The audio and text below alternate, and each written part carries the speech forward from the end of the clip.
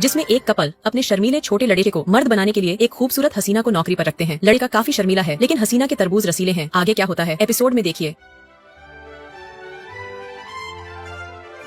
ये कहानी की शुरुआत में हमें एक युवा महिला मैडी से परिचित कराया जाता है। जैसे ही वह बाहर कोई हलचल सुनती है, वह तेजी से अपने घर से बाहर निकलती है, केवल यह देखने के लिए कि एक सरकारी अधिकारी गैरी उसकी कार को जब्त करने की कोशिश कर रहा है। परेशान होकर मैडी गैरी का सामना करती है और उसे विनती करती है कि वह उसकी कार न ले जाए। हालांकि जब गैरी मानने से इनकार कर देता है तो वो अपने करारे बदन का सहारा लेती है। वह उसे बहलाने के लिए अपनी मोहकता का उपयोग करने लगती है। जैसे ही गैरी थोड़ा हिचकिचाने लगता है, एक अप्रत्याशित व्यवधान उत्पन्न होता है। एक आदमी जो केवल अंडरवियर पहने हुए है आराम से मैडी के घर से बाहर निकलता है। परिस्थिति को संभालने की कोशिश में मैडी जल्दी से दावा करती है कि वह उसका चचेरा भाई है, लेकिन इससे पहले कि वह कुछ और कह सके, चचेरा भाई अपनी बहन के तरबूज दबाने लगता है। ये देखकर गैरी तुरंत स्थिति को समझ जाता है और बिना कुछ कहे कार लेकर चला जाता है। वाहन के बिना मैडी पैदल ही अपने काम पर जाने लगती है। तभी उसकी नजर अपनी कार पर पड़ती है। वह बिना समय गंवाए उसमें बैठ जाती है। उसे भगाने की कोशिश करती है, लेकिन तभी उसे पता चलता है कि कार रस्सी से बंधी हुई है। इससे पहले कि वह कुछ कर सके, गैरी फिर से आ जाता है और गाड़ी वापस ले जाता है। मैडी अपनी दोस्त सारा के पास मदद मांगने जाती है। तभी सारा उसे एक अजीब सा विज्ञापन दिखाती है। एक अमीर आदमी अपने 19 वर्षीय बेटे के लिए एक गर्लफ्रेंड की तलाश कर रहा है। दिलचस्प बात यह है कि चुनी गई लड़की को उपहार में एक कार दी जाएगी। हालांकि मैडी उम्र में बड़ी थी, लेकिन मुफ्त में कार पाने का लालच इतना बड़ा था कि वह इस प्रस्ताव को ठुकरा नहीं पाई। वह उस लड़के के घर पहुंचती है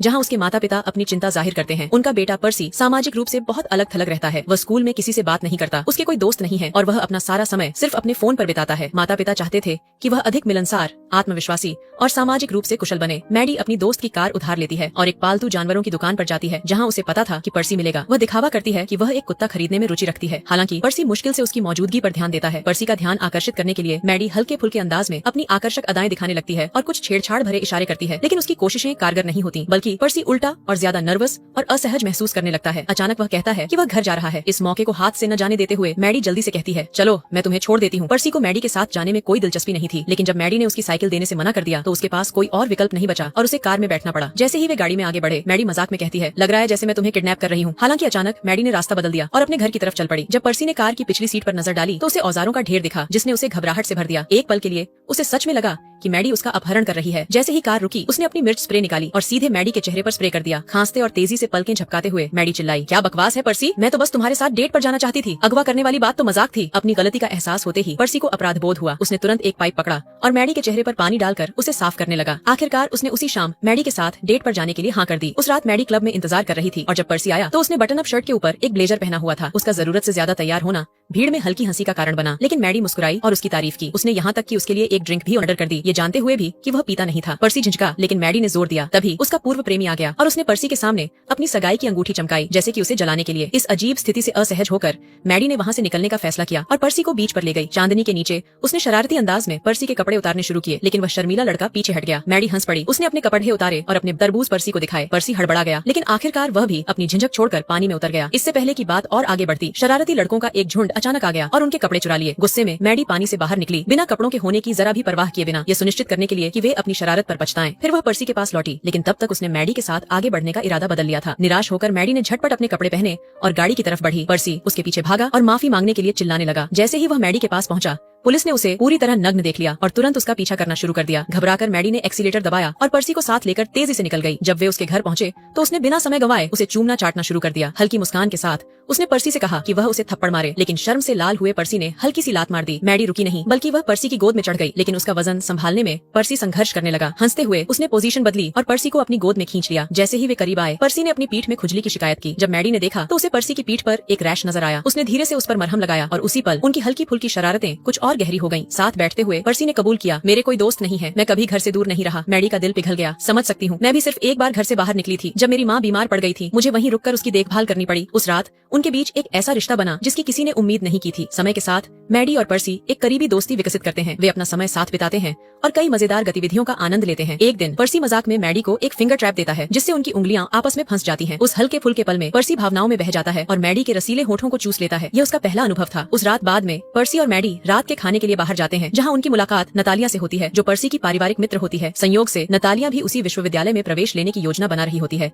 जहाँ मैडी जाना चाहती है। नतालिया पर्सी को अपनी बैचलर पार्टी में आमंत्रित करती है और उन्हें साथ देखकर मैडी असहज महसूस करने लगती है। अपनी भावनाओं को अनदेखा न कर पाने के कारण वह पर्सी से कहती है कि वह यहाँ सिर्फ गर्मियों के लिए आई है और जल्द ही चली जाएगी। मैडी की बातों से आहत होकर पर्सी गुस्से में नतालिया की पार्टी में जाने का फैसला करता है। मैडी उसे रोकने और समझाने की कोशिश करती है, लेकिन वह उसकी बात नहीं सुनता और वहाँ से चला जाता है। चिंतित होकर मैडी उसका पीछा करते हुए पार्टी में पहुँच जाती है। पार्टी में वहाँ के युवा मेहमान मैडी की मौजूदगी पर मजाक उड़ाते हैं और उसका वीडियो रिकॉर्ड कर उसका मजाक बनाने लगते हैं, लेकिन मैडी उनकी परवाह नहीं करती और सिर्फ पर्सी को ढूंढने पर ध्यान केंद्रित करती है। जब उसे पता चलता है कि वह एक कमरे के अंदर है तो वह दरवाजे पर दस्तक देती है, लेकिन कोई जवाब नहीं आता। बिना सोचे समझे वह जबरन दरवाजा तोड़ देती है और अंदर जाकर देखती है कि पर्सी और नतालिया एक साथ बिस्तर पर हैं। पर्सी को होश में लाने के लिए वह उसे उल्टी करने पर मजबूर कर देती है। तभी पार्टी में एक आदमी मैडी पर नाराज हो जाता है क्योंकि उसने बिना बुलाए अंदर घुसने की हिम्मत की थी। जब माहौल गरमाने लगता है तो गुस्से में पर्सी उस आदमी को घूंसा मारने की कोशिश करता है, लेकिन गलती से मैडी को ही मार बैठता है। गिल्ट महसूस करते हुए पर्सी मैडी को उसके घर छोड़ने के लिए उसके साथ चलता है। रास्ते में वह माफी मांगता है और मैडी की गुफा में धमाके करना चाहता है। मैडी जो पहले सहमत हो जाती है, फिर महसूस करती है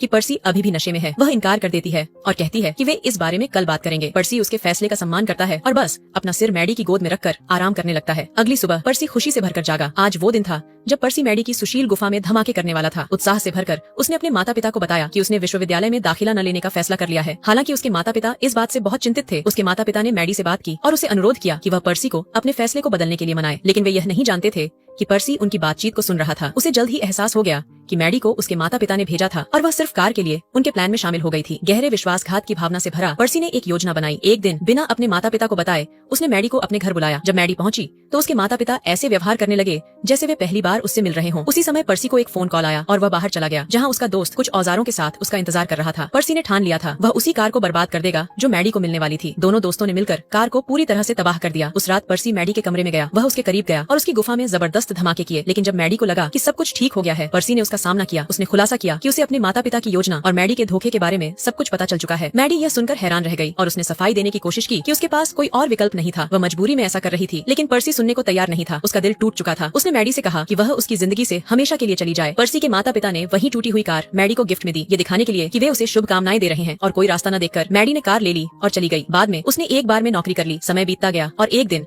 एक आदमी ने पर्सी को टैक्स बढ़ने की जानकारी दी। दूसरी तरफ मैडी आर्थिक मुश्किलों से घिर गई थी और उसने अपना घर बेचने का फैसला किया। उसने एक बार फिर पर्सी का सामना करने का फैसला किया। वह विश्वविद्यालय गई और पर्सी से माफी मांगी, यह उम्मीद करते हुए कि वह उसे माफ कर देगा, लेकिन पर्सी जो अभी भी दुखी था उसे नजरअंदाज करके अपनी कार में बैठ गया। मैडी उसके पीछे गई और दोनों समुद्र किनारे पहुंच गए। वहीं समुद्री हवा के बीच मैडी पानी में गिर गई। इसके बाद दोनों के बीच एक गहरी और भावनात्मक बातचीत हुई, जिसने उन्हें आखिरकार अपनी सच्चाई सामने रखने का मौका दिया। अंततः उन्होंने एक दूसरे के साथ शांति बना ली और इसी के साथ ये फिल्म समाप्त होती है। वीडियो को